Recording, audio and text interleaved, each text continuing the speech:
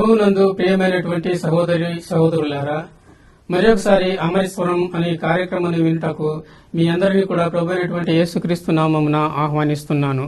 మీ అందరికీ కూడా ప్రభు అయినటువంటి యేసుక్రీస్తు నామమున శుభాకాంక్షలు తెలియచేయుచున్నాను. వాక్యపఠనము యోహాను రాసిన సువార్త 3వ అధ్యాయము 16వ వచనము. దేవుడు లోకమును ఎంతో ప్రేమించెను, కాగా ఆయన తన అద్వితీయ కుమారునిగా పుట్టినవాని యందు విశ్వాసముంచు ప్రతివాడు నశింపక నిత్యజీవము పొందినట్లు దేవుడు ఆయనను అనుగ్రహించెను. ఈ వాక్యమును ఆధారము చేసుకుని లోకమును ప్రేమించిన దేవుడు అనే అంశాన్ని గురించి మనము ధ్యానించుకుందాము. నేటి ధ్యానాంశము లోకమును ప్రేమించిన దేవుడు. దేవుని యొక్క వాక్యంలో మనము చదువుకున్నట్లు దేవుడు లోకమును ఎంతగానో ప్రేమించినాడు, ఎంతో ప్రేమించినాడు అన్నటువంటి వచనాన్ని ఇక్కడ మనము చదువుకొని ఉన్నాము. దేవుడు ఆయన మన విలవెల్పు, ఆయన మన సృష్టికర్త, మనలను సృష్టి చేసినటువంటి వాడు, ఈ ప్రపంచములన్నింటినీ కూడా సృష్టించినటువంటి వాడు. దేవుడు ఈ లోకములకు రారాజు అయినాడు, ఆయన మహాప్రభు అయి ఉంటున్నాడు, ఆయన మహాదేవుడు అయి ఉంటున్నాడు, మహాగణుడు, మహోన్నతుడు, పరిశుద్ధుడు అయి ఉంటున్నాడు. ఎవరు సమీపరాని మహా తేజస్సులో ఆయన మాత్రమే నివాసము చేయుచూ ఉన్నాడు. అలాంటి మహాదేవుడు తన కుమారుడైనటువంటి యేసుక్రీస్తు ద్వారా ఈ ప్రపంచములను నిర్మించి ఉన్నాడు, మానవులను నిర్మించి ఉన్నాడు, మానవులను సృష్టించి ఉన్నాడు. ఆ విధంగా దేవుడు తన కుమారుడైనటువంటి యేసుక్రీస్తు ద్వారా మానవులను సృష్టించి ఈ లోకమును పరిపాలనము చేయుచున్నాడు. అయితే మానవులు దేవుడు ఇచ్చినటువంటి ఆజ్ఞలను అతిక్రమించినందువలన వారు పాపము చేసిన వారై చనిపోయిన వారుగా మారిపోయినారు. వారు పాపము చేసినందువలన వారు చేసినటువంటి పాపము వారి తరువాత వచ్చినటువంటి తరములకు తరతరముల వరకు కూడా ఆ యొక్క పాపము వ్యాపించుతూ వచ్చి ఉన్నది. మానవులందరూ పాపము చేసి చెడిపోయినటువంటి వారుగా ఉన్నారు. దేవుడు తాను చేసినటువంటి మానవులను పరలోకములో నుండి తేరి చూచినప్పుడు వారి హృదయంలో ఉన్నటువంటి ఆలోచనలోని ఊహ అంతా కూడా కేవలము చెడ్డదిగా కనబడినది. కాబట్టి అలనాడు ఉన్నటువంటి ఆ యొక్క ప్రపంచమును దేవుడు జలప్రళయం ద్వారా నశింపజేసినట్లుగా దేవుని యొక్క వాక్యంలో మనం చదువుతూ ఉన్నాము. అదేవిధంగా సొదొమ గొమొర్రా పట్టణ ప్రజలు మరి పాపం చేసినప్పుడు వారి యొక్క పాపం కూడా దేవుని యొక్క దృష్టికి బహు ఘోరముగా కనిపించినది. అందువలన వారు దేవుని యొక్క వాక్యముని విని ఏమాత్రం కూడా మారు మనసు పొందలేదు, పశ్చాత్తాపపడలేదు, దేవుని వైపు తిరగలేదు, దేవుని యొక్క మాటలు వినలేదు, దేవునికి విధేయత చూపలేదు. అందువలన ఆ సొదొమ మరియు గొమొర్రా అను పట్టణములను దేవుడు అలనాడు అగ్నిగంధకముల వలన నాశనము చేసి ఉన్నాడు. అటు తరువాత ప్రబలినటువంటి ప్రపంచమంతా కూడా నేటికి కూడా మానవ సంతతి ప్రబలుతూ వస్తుంది. భూమి అంతా కూడా మానవులు నిండుకొని ఉన్నారు. మరియు అదే విధముగా వారి యొక్క హృదయాలలో కూడా మరి పాపము నిండుకొని ఉన్నదని మనం చూస్తున్నాము. కాబట్టి దేవుడు ఏం చేస్తున్నాడంటే మానవులు వీరు పాపముతో నిండుకొని ఉన్నారు, వీరు ఎల్లప్పుడూ పాపము చేయనటువంటి వారుగా ఉన్నారు, వీరు విననొల్లని ప్రజలుగా ఉంటున్నారు, తమ చెవులను తన మాటల వైపు త్రిప్పనొల్లగా ఉంటున్నారు. వీరు ఏమాత్రం కూడా విననేరక వారి యొక్క చెవులు మందమైనవని దేవుడు చూసినప్పుడు నిజముగా ఆయన ఎంతో పశ్చాత్తాపడి ఉంటున్నాడు. పశ్చాత్తాపడి ఈ పాపములలోనూ ఉండి ఈ యొక్క పాపములు చేస్తూ పాపములలో సచ్చిన వారైనటువంటి ఈ యొక్క మానవులను ఏ విధంగానైనా బ్రతికించాలని దేవుడు ఉద్దేశించాడు. ఈ కారణం చేత దేవుడు లోకమును ప్రేమించాడు. లోకము అనగా ప్రజలు, ఈ లోకములో ఉన్నటువంటి ప్రజలు అని మనం చూస్తుంటున్నాము. కాబట్టి ఈ లోకంలో ఇది మానవ లోకము, పైన పరలోకము ఉన్నది, క్రింద పాతాళ లోకము ఉన్నది. అటు తర్వాత మరి నరకలోకం రాబోచున్నది. ఆ తర్వాత క్రొత్త భూమి, క్రొత్త ఆకాశము, అది మరో లోకము. ఈ విధముగా లోకములు ఉంటున్నవి. అయితే దేవుడు ఈ యొక్క మానవ లోకమును దేవుడు ప్రేమించి ఉన్నాడు. ఈ లోకంలో ఉన్నటువంటి మానవులను దేవుడు ప్రేమించి ఉన్నాడు. ఎందుకు ప్రేమించి ఉన్నాడంటే వారు పాపులై ఉంటున్నారు, వారి పాపములలోనే వారు మరణిస్తూ ఉంటున్నారు, వారి పాపములలోనే వారు మరణిస్తూ దేవుని యొక్క శిక్షకు వారు పాత్రులై ఉంటున్నారు. ఆ శిక్ష నుండి తప్పించుటకు దేవుడు మానవులను ప్రేమించినాడు. ఎంతగా ఆయన ప్రేమించినాడంటే బహుగా ప్రేమించినాడు అని దేవుని యొక్క వాక్యంలో మనం చదువుకుంటున్నాము. ఎందుకనగా మానవులు చేసినటువంటి పాపము బహు ఘోరమైనవిగా ఉంటున్నవి, బహు భయంకరమైనవిగా ఉంటున్నవి. అవి కేవలము దేవునికి విరోధముగా ఉంటున్నవి. అందువలన మానవులను తనతో సమాధానపరుచుకొనుటకు, తనకు విధేయులనుగా చేసుకొనుటకు, తన యొక్క రాజ్యమునకు మానవులను వారసులనుగా చేసుకొనుటకు దేవుడు మానవులను ఎంతగానో ప్రేమించినాడు. ఆ విధంగా ప్రేమించి ఆయన ఏమి చేసినాడంటే తన కుమారుడైనటువంటి యేసుక్రీస్తును ఈ లోకమునకు పంపించినట్లుగా దేవుని యొక్క వాక్యంలో మనం చూస్తున్నాము. కాబట్టి దేవుడు లోకమును ఎంతో ప్రేమించను కాగా తన అద్వితీయ కుమారునిగా పుట్టిన వాని యందు విశ్వాసముంచు ప్రతివాడును, తన అద్వితీయ కుమారునిగా పుట్టిన వాని యందు అనగా అద్వితీయము రెండవ వాడు లేనటువంటి అద్వితీయుడైనటువంటి ఏకైక కుమారుడు, జనితైక కుమారుడు మన ప్రభు అయినటువంటి యేసుక్రీస్తు తాను ప్రేమించినటువంటి ఏకైక కుమారుణ్ణి మానవులను వారి యొక్క పాపముల నుండి శాపముల నుండి విడిపించుటకు మరి మానవులను ప్రేమించినందువలన మరి తన కుమారుడైనటువంటి యేసుక్రీస్తును ఈ లోకంలోనికి పంపించి ఉన్నాడు. తన కుమారుడైనటువంటి యేసుక్రీస్తును శరీరధారిగా ఆయన ఈ లోకంలోనికి పంపించి ఉన్నాడు. ప్రభు అయినటువంటి యేసుక్రీస్తు మానవుని యొక్క శరీరాకారంలో ఈ లోకంలో కనబడినాడు. ఆయన ప్రత్యక్షమైనాడు. మానవులలో మానవులుగా జీవించి మానవులతో సంభాషించి దేవుడు తనకు ఇచ్చినటువంటి పనులను కార్యములను అన్నింటినీ కూడా ఆయన నెరవేర్చి ఉంటున్నాడు. కాబట్టి ఆ విధంగా దేవుడు మానవులను ఎంతగానో ప్రేమించి తన కుమారుడైనటువంటి యేసుక్రీస్తును ఈ లోకములోనికి శరీరధారిగా పంపించి ఉంటున్నాడు. ఆయన యందు విశ్వాసం ఉంచువారు నశింపక నిత్య జీవము పొందినట్లు అని దేవుని యొక్క వాక్యంలో మనం చూస్తున్నాము. ప్రభు అయినటువంటి యేసుక్రీస్తునందు విశ్వాసం ఉంచవలెను అని దేవుని యొక్క ఉద్దేశమైంటున్నది, దేవుని యొక్క చిత్తమైంటున్నది, దేవుని యొక్క ఆజ్ఞ ఇంటున్నది. కావున మానవులందరూ కూడా ప్రభు అయినటువంటి యేసుక్రీస్తు నామమందు విశ్వాసం ఉంచవలెను, ఆయన యందు నమ్మిక ఉంచవలెను అని దేవుని యొక్క వాక్యము సెలవిస్తున్నది. అందుకే మన ప్రభు అయినటువంటి యేసుక్రీస్తు కూడా నమ్మి బాప్తిస్మము పొందిన వారు రక్షింపబడును అని చెప్పినట్లుగా దేవుని యొక్క వాక్యంలో మనము చదువుతూ ఉన్నాము. కాబట్టి యేసుక్రీస్తు ప్రభువు ఈ లోకంలోనికి మరి పంపబడి ఉంటున్నాడు. దేవుడు లోకమును ఎంతగానో ప్రేమించి మరి తన కుమారుని యందు విశ్వాసం ఉంచు వారికి నిత్య జీవమును అనుగ్రహించుటకు ఆయనను ఈ లోకంలోనికి పంపించి ఉంటున్నాడు. కావున మానవులు దేవుని కుమారుడైనటువంటి యేసుక్రీస్తునందు విశ్వాసం ఉంచవలెను. ఏ విధముగా విశ్వాసం ఉంచవలెను, ఏమని విశ్వాసం ఉంచవలెను అని దేవుని యొక్క వాక్యంలో మనం చూసినప్పుడు ఇదిగో ఆయన దేవుని చేత పంపబడినటువంటి వాడు, పరలోకంలో ఉన్నటువంటి ఆయన, పరలోకంలో దేవుని యొక్క మహిమలో ఉన్నటువంటి ఆయన ఆ యొక్క మహిమను వదిలిపెట్టి ఎదుగో తల్లి అయినటువంటి మరియ గర్భం ద్వారా ఈ లోకంలో మానవునిగా అవతరించినాడు అని నమ్మవలెను. అదేవిధంగా ఈ లోకంలో ఆయన జీవించినప్పుడు ఎదుగో అనేకమైనటువంటి మహత్కార్యములను చేసి ఉన్నాడు, అద్భుతాలను చేసి ఉన్నాడు, స్వస్థత కార్యములను చేసి ఉంటున్నాడు, సూచక క్రియలను చేసి ఉంటున్నాడు. దేవుడు ఏమైతే చెప్పమని బోధించమని ఆయనకు ఆజ్ఞాపించినాడో వాటన్నిటిని కూడా మానవులకు మన ప్రభు అయినటువంటి యేసుక్రీస్తు బోధించినాడు, చెప్పినాడు. దేవుని యొక్క రాజ్యమును గురించి చెప్పి ఉంటున్నాడు, మారు మనసు పాప క్షమాపణను గురించి చెప్పి ఉంటున్నాడు. అదేవిధంగా మరి దేవునిని మానవులకు యేసుక్రీస్తు ప్రభువు ప్రత్యక్షము చేసి ఉంటున్నాడు. దేవుడంటే ఎవరు అన్నది మానవులకు తెలియదు. మానవులు ఎన్నడూ కూడా దేవుని చూచి ఉండలేదు, ఆయన స్వరూపమును చూచి ఉండలేదు, ఆయన స్వరమును చూచి ఉండలేదు అని దేవుని యొక్క వాక్యంలో మనం చూస్తున్నాము. అలాంటి దేవుణ్ణి మానవులకు ప్రత్యక్షపరిచినటువంటి వాడు మన ప్రభు అయినటువంటి యేసుక్రీస్తు. అలాంటి దేవుని యొక్క చిత్తమును, ఆ దేవుని యొక్క మనసులో ఉన్నటువంటి మానవుల పట్ల ప్రేమను మన ప్రభు అయినటువంటి యేసుక్రీస్తు మనకు చూపించి ఉంటున్నాడు. దేవుని యొక్క మాటల ద్వారా దేవునిని మనకు ఆయన ప్రత్యక్షము చేసి ఉంటున్నాడు. కాబట్టి ప్రభు అయినటువంటి యేసుక్రీస్తును చూచినటువంటి వారు ఎదుగో తండ్రి అయినటువంటి దేవునిని చూచినటువంటి వారుగా ఉన్నారని దేవుని యొక్క వాక్యంలో మనము చూస్తుంటున్నాము. ఆ విధంగా మనము యేసుక్రీస్తును నమ్మవలసినటువంటి వారంగా ఉన్నాము. అంతేకాదు ఆయన ఈ లోకంలో మానవుల యొక్క పాపముల నుండి వారిని విమోచించుటకు, వారి అపరాధముల నుంచి వారిని విమోచించుటకు, వారి పాపములను అపరాధములను కడిగి పవిత్రీకరించుటకు ఆయన ఈ లోకమందు శ్రమలు అనుభవించవలసి వచ్చినది. ఏ విధముగా అనగా మరి ఆయన మరి యూదుల చేతికి అప్పగింపబడి ఉంటున్నాడు. వారు ఆయనను బంధించి ఇదిగో కయప యొద్దకు, అన్న యొద్దకు, పిలాతు యొద్దకు తీసుకొని వెళ్ళి ఉంటున్నారు. పిలాతు ఆయనకు అన్యాయముగా మరణశిక్షను విధించి ఉంటున్నాడు.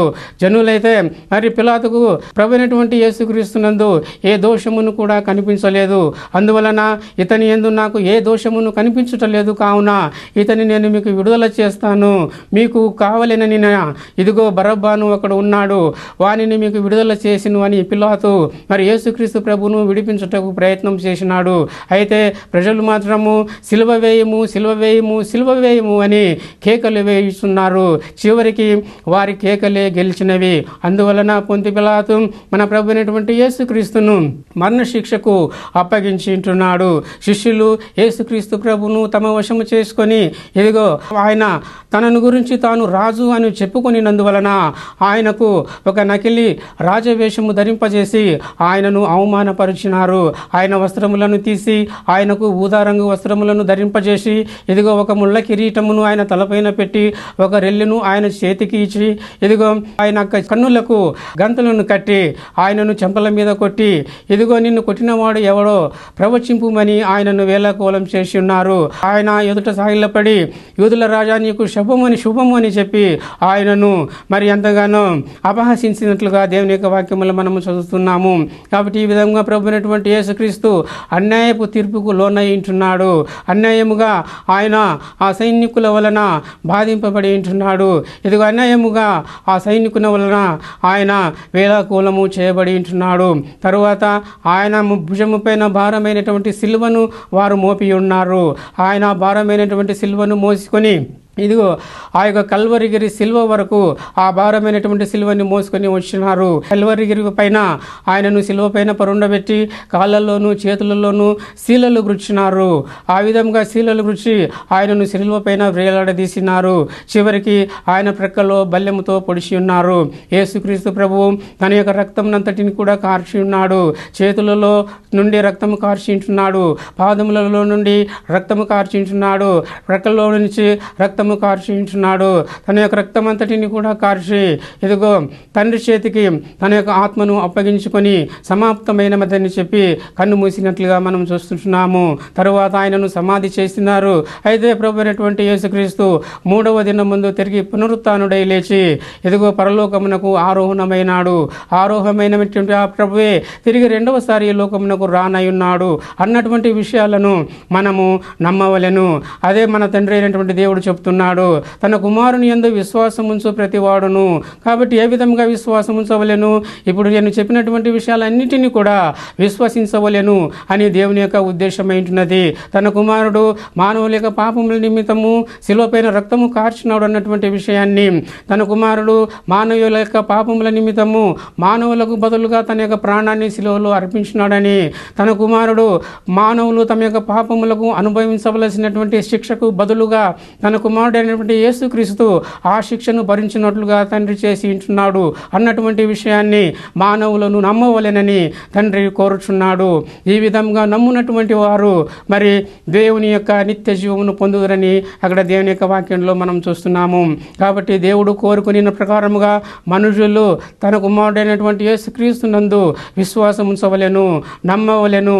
ఆయనను నమ్ముకొని ఎదుగో మారు మనసు పశ్చాత్తాపము పొంది యేసుక్రీస్తు యొద్దకు వచ్చి వారి యొక్క తమ యొక్క పాపములను ఒప్పుకొని ఆయన శిలువలో కార్చినటువంటి ఆ యొక్క రక్తంతో తమ యొక్క పాపములను అపరాధములను కడుగుకొని ఇదిగో వారు పరిశుద్ధులుగా చేయబడవలెను.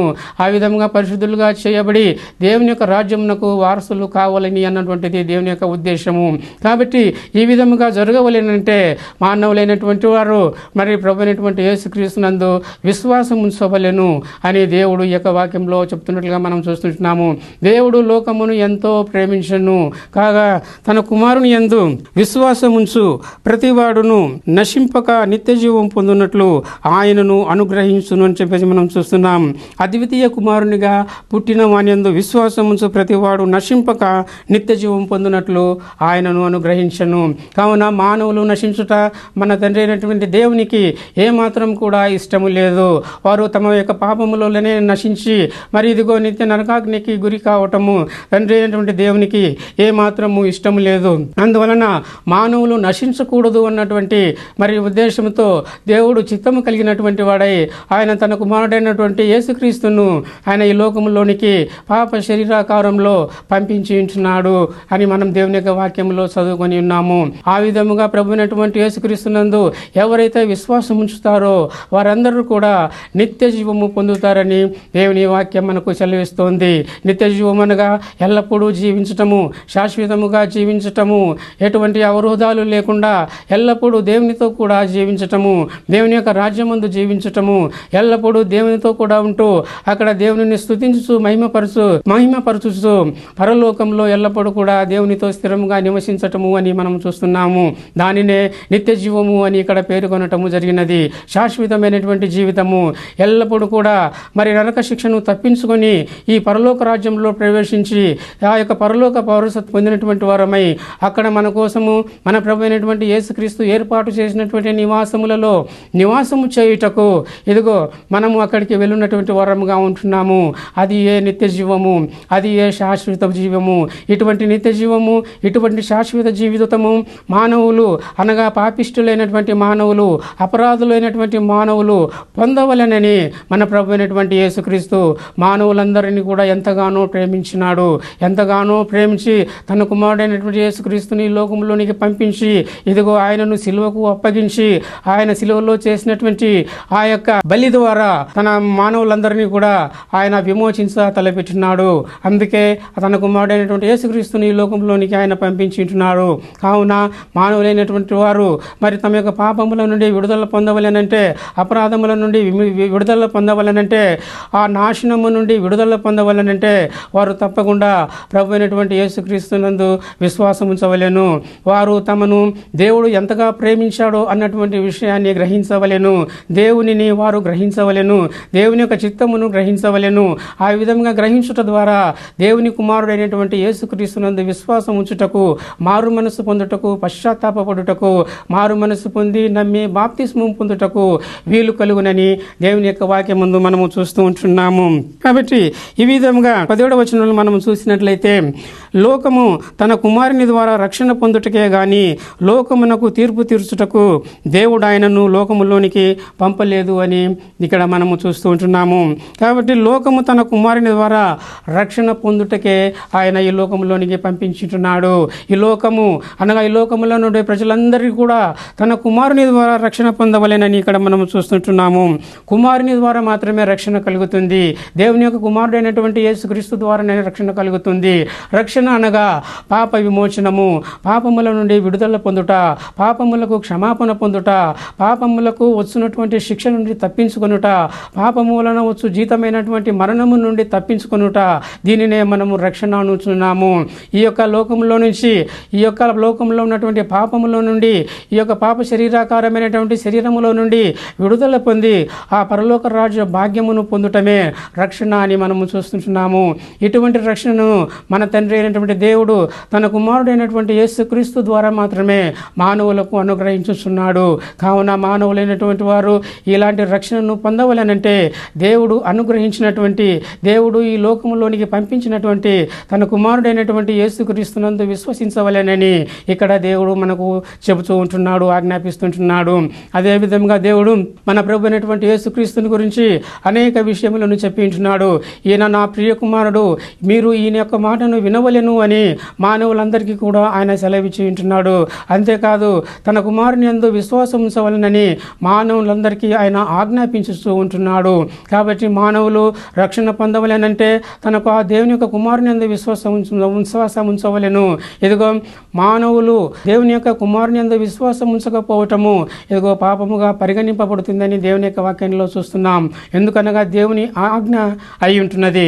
ఏమనగా మానవులు తన కుమారుని యందు విశ్వాసం ఉంచవలెను అని మనము చూస్తుంటున్నాము. కాబట్టి విశ్వాసం ఉంచు ప్రతివాడు నశింపగా నిత్య జీవం పొందినట్లు ఆయన అనుగ్రహించను. లోకము తన కుమారుని ద్వారా రక్షణ పొందుటకే గాని లోకమునకు తీర్పు తీర్చుటకు దేవుడు ఆయనను లోకములోనికి పంపలేదు. కాబట్టి తన కుమారుని ద్వారా లోకమును రక్షించుటకు మాత్రమే ప్రభువైనటువంటి యేసుక్రీస్తును ఈ లోకంలోనికి పంపించున్నాడు. తీర్పు తీర్చుటకు ఆయనను ఈ లోకంలోనికి పంపించలేదు. కావున మన ప్రభువైనటువంటి యేసుక్రీస్తు ఈ లోకంలోనికి లోకానికి వచ్చినప్పుడు ఇదిగో ఆయన శిలువ పైన మానవులందరి కోసం కూడా మరణించి ఉంటున్నాడు అని దేవుని యొక్క వాక్యంలో మనము చదువుతున్నాము. రోమీయులకు రాసిన పత్రిక 5వ అధ్యాయము 8వ వచనము. ఏలయనగా మనం ఇంకా బలహీనులమై ఉండగా క్రీస్తు యుక్త కాలమున భక్తిహీనుల కొరకు చనిపోయెను అని ఇక్కడ మనం చూస్తుంటున్నాము. కాబట్టి మనం ఇంకను బలహీనులమై ఉండగా అని ఇక్కడ మనం చూస్తున్నాము. క్రీస్తు యుక్త కాలమున భక్తిహీనుల కొరకు చనిపోయెను అని మనం చూస్తుంటున్నాం. మనం ఇంకను బలహీనులమై ఉండగా, మనం ఇంకను పాపులమై ఉండగా, మనం ఇంకను అపరాధులమై ఉండగా, మనం ఇంకను అవిధేయులమై ఉండగా, అవిధేయత స్థితిలో మనం బంధింపబడి ఉండగా ఈ లోక సంబంధమైనటువంటి అధికారి అనగా అపవాది సాతాను మనలను పాపములలో బంధించి ఉండగా మరి దేవుడు మనలను ప్రేమించి ఉంటున్నాడు. సాతాను యొక్క బంధకాల నుంచి మనల్ని విడుదల చేయటానికి పాపముల ద్వారా అపరాధముల ద్వారా బలహీనపడినటువంటి మనలను ఆ యొక్క బలహీనతల నుండి మనలను విడిపించటానికి మనలను విమోచించటానికి మరి యుక్త కాలం మందు మన ప్రభు అయినటువంటి యేసుక్రీస్తు మన కోసము మరణించినట్లుగా మనం చూస్తుంటున్నాము. ఏలైనగా మనం ఇంకా బలహీనులమై ఉండగా క్రీస్తు యుక్త కాలమున భక్తిహీనుల కొరకు చనిపోయెను. మన ప్రభు అయినటువంటి యేసుక్రీస్తు శిలువ పైన చనిపోయి ఉన్నాడు. ఎవరి కోసం చనిపోయి ఉన్నాడు? భక్తిహీనుల కొరకు చనిపోయి ఉన్నట్లుగా మనం చూస్తున్నాము. దేవుని పైన విశ్వాసము ఉంచనటువంటి వారికి, దేవుని నమ్మనటువంటి వారికి, దేవుడి పైన భక్తి కలిగి లేనటువంటి వారి కోసము ప్రభు అయినటువంటి యేసుక్రీస్తు ఈ లోకంలో చనిపోయినాడు. దేవునిని నమ్మనటువంటి వారి కోసము, దేవునిని నిరాకరించినటువంటి వారి కోసము, దేవునిని తృణీకరించినటువంటి వారి కోసము, దేవుడంటే అయిష్టపడేటటువంటి వారి కోసము ప్రభు అయినటువంటి యేసుక్రీస్తు యుక్త కాలమందు ఆయన ఈ లోకమందు భక్తిహీనుల కోసము చనిపోయి ఉన్నాడు. కాబట్టి ప్రభు అయినటువంటి యేసుక్రీస్తు మరణము ద్వారా ఆయన శిలువలో కార్చినటువంటి రక్తము ద్వారా ఈ భక్తిహీనత నుండి మానవులైనటువంటి వారు విమోచనము పొందవలసినటువంటి వారుగా ఉన్నారు. అనగా వారు ప్రభు అయినటువంటి యేసుక్రీస్తు నందు విశ్వాసం ఉంచి తండ్రి అయినటువంటి దేవునికి కుమారులుగా కుమార్తెలుగా తీర్చబడి వారు దేవుని యందు భక్తి కలిగి జీవించినటువంటి వారుగా మారవలసినటువంటి వారుగా ఉన్నారు. అనగా మారు మనసు పొంది పశ్చాత్తాపపడవలసినటువంటి వారుగా ఉన్నారు. దేవుని వైపు తిరగవలసినటువంటి వారుగా ఉన్నారు. ఇదిగో దేవుని వైపు తిరిగి ఆయనకు మొరపెట్టి తన కుమారుడైనటువంటి యేసుక్రీస్తు ద్వారా ఇదిగో పాపములను ఒప్పుకొని క్షమాపణ పొంది వారు దేవుని ఎడల భక్తి భావములు కలిగి జీవించవలసినటువంటి వారుగా ఉన్నారని మనం చూస్తుంటున్నాం. కాబట్టి ఆ విధంగా మానవులందరూ కూడా దేవుని పట్ల భక్తి భావములు కలిగి జీవించుట కోసమే మన ప్రభు అయినటువంటి యేసుక్రీస్తు శిలువ పైన మరణించినాడు. యుక్త కాలమున ఆయన శిలువ పైన మరణించినాడు. సమంజసమైనటువంటి కాలమున అంత్యకాలమున ఆయన మన కోసము శిలువ పైన మరణించినాడని మనం చూస్తున్నాము. కాబట్టి యుక్తమైనటువంటి కాలముననే మన ప్రభు అయినటువంటి యేసుక్రీస్తు మరణించినందువలన ఈ కాలమందు మనము ప్రభు అయినటువంటి యేసుక్రీస్తు నందు విశ్వాసం ఉంచి ఇదిగో ఆయన యొక్క మరణ పునరుత్థానముల యందు విశ్వాసం ఉంచి ఇదిగో పాపముల నుండి శాపముల నుంచి విడుదల పొందినటువంటి వారమై యేసుక్రీస్తునందు తండ్రి అయినటువంటి దేవుని యందు విశ్వాసము భక్తి కలిగి జీవించుటకు మరి దేవుడు మనకు సహాయము చేసినాడు. అంతేకాదు మార్గమును సరళము చేసి ఉంటున్నాడు. దేవుని యొక్క వాక్యం నుండి మరి ఒక వచనాన్ని మనము చదువుకుందాము. ఎఫెసీయులకు రాసిన పత్రిక 2వ అధ్యాయము 5వ వచనాన్ని మనం చదువుకుందాం. అయినను దేవుడు కరుణా సంపన్నుడై ఉండి మనము మన అపరాధముల చేత సచిన వారమై ఉండినప్పుడు సైతము మన ఎడల చూపిన తన మహా ప్రేమ చేత మనలను క్రీస్తుతో కూడా బ్రతికించను. కృపచేత మీరు రక్షింపబడి ఉన్నారు. కాబట్టి ఇక్కడ మనం చూసినట్లయితే ముందుగానే మనం చెప్పుకున్నట్లు ఈ యొక్క లోకమును దేవుడు ఎంతగానో ప్రేమించినాడు. ఎంతగానో ప్రేమించి తన కుమారుడు ఏకైక కుమారుడైనటువంటి యేసుక్రీస్తును ఈ లోకంలోనికి పంపించినాడు.